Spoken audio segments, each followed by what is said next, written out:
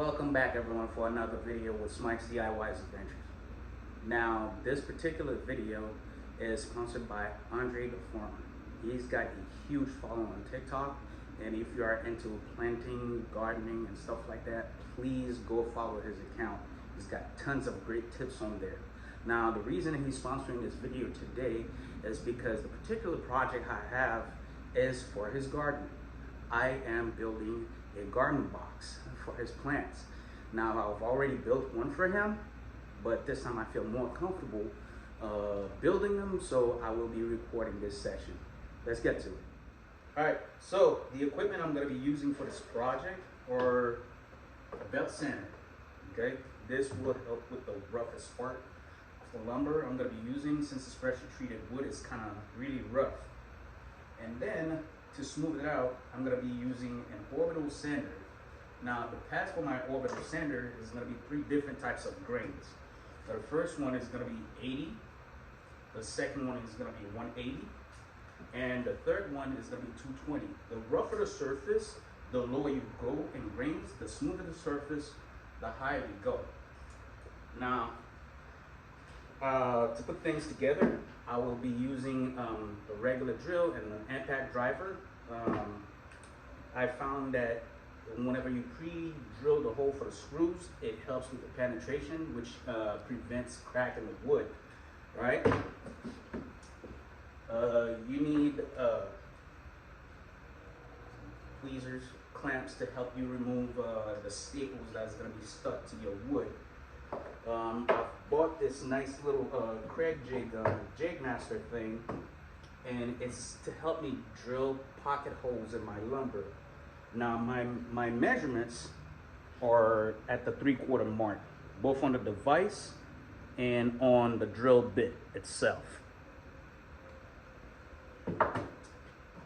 This also will be part of it, and it truly helps you screw that pocket screw inside the wood. And the screws I'm using for this particular project is the 1 1/4 inch one, and also the regular screws I'm going to be using to staple everything together is also at the measurements of 1 1/4 inch. Let us not forget the sealant, stain and sealant. And also for this project, you might want to have some clamps to help hold your lumber down if you decide to do it. You know, I have 3 different types of clamps here. You put this here.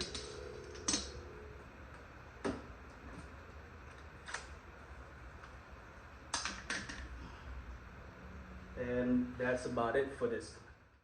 Okay, for this part, I am demonstrating cleaning the wood, stripping it of its roughest parts by applying the sanding paper on the edges, the back, and everything. Remember, the smoother your wood is, the least amount of staining or whatever finish you're using you have to apply.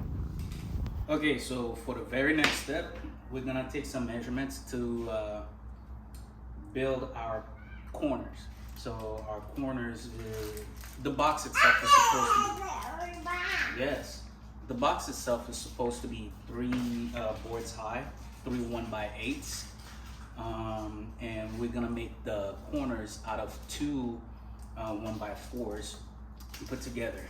Now it's important to take the actual measurements. I know the sticker on the lumber says 1x8, but it's probably not.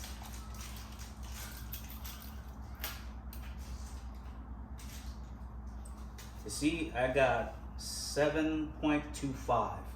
So if we're doing it 3 stack side, that's 3 times 7, so it's 21.75. And now we're gonna take our 1x4. Excuse me, Eli. Yes, excuse me.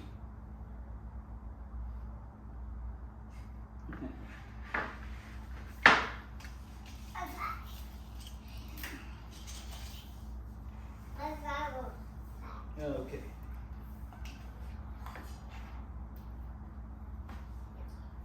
So where's 21 and 0.75?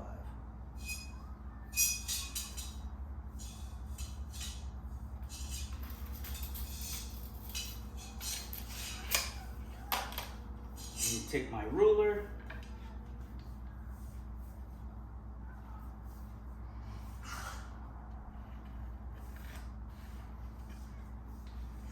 And mark it. All right. Now let's get to cutting.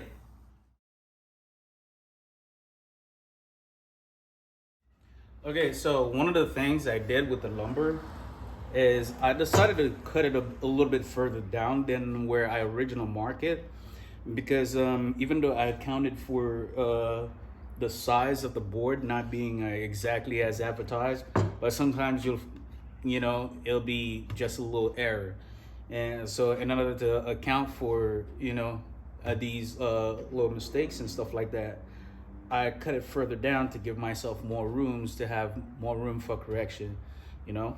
And as you can see, I've already cut a few more boards. So you're just gonna take the original piece you cut in with the desired length, and all you do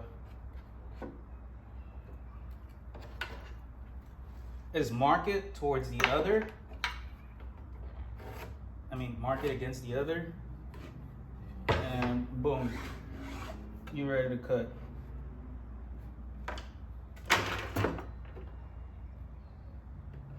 Make sure I'm cutting in the right place. There you go.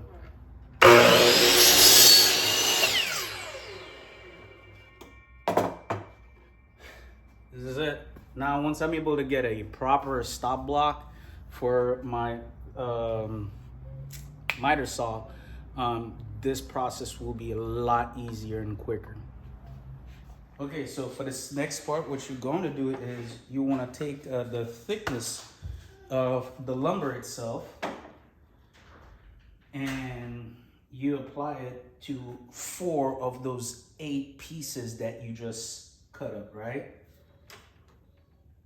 And once we get to the table, to the working table, I will show you why as we drill the pocket holes in.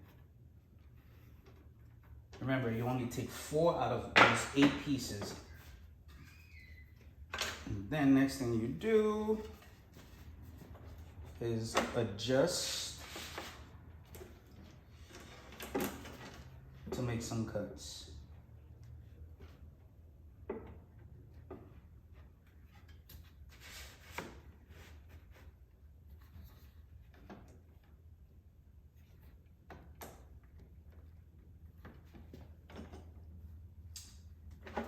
Lock your table down, then start.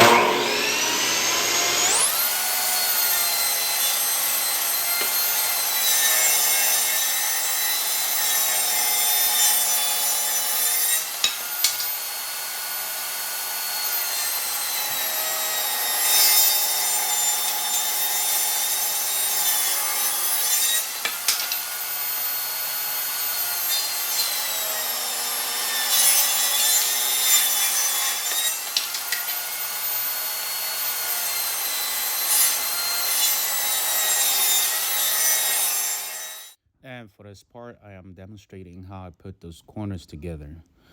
Drill some pocket holes and apply some wood glue and overlay them together and screw in your pocket screws.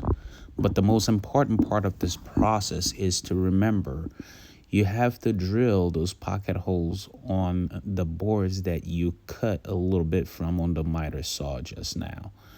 And once you lay them together, that will make both sides even. After that, all you have to do is make sure everything is straight and flush and send it down. Okay, now my corners are done, all my wood's polished. My next game plan is to start making some cuts. Now my first set of cuts is gonna be for the shortest side of the box, because the box is supposed to be 8 foot by 4. So I'm gonna start making the shorter sides first. With that being said, I'm gonna take 3 of these and I'm gonna split them right down the middle at 4 foot.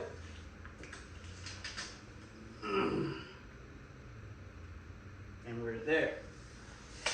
And then once that's done, we're gonna move into the next step. Now it's time for me to make my 4 foot long boards. Towards each pieces of the 4 foot longs, I will be removing about an inch and a quarter to account for the thickness of the corners that we made. And we'll be doing the same thing for the 8 foot long ones, but it'll be twice of that amount.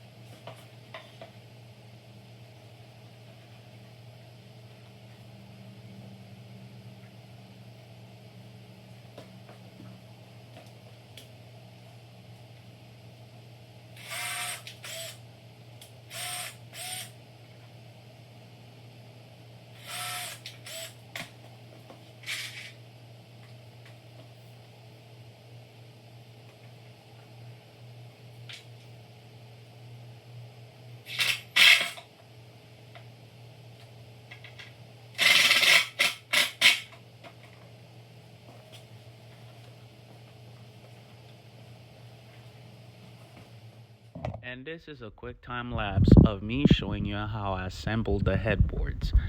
Now, this is going to be the end for part 1, but I'm already working on part 2, and it will be released shortly after this one is aired.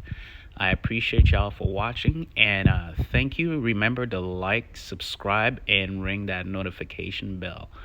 Thank you. You guys have a blessed day, and remember, stay safe.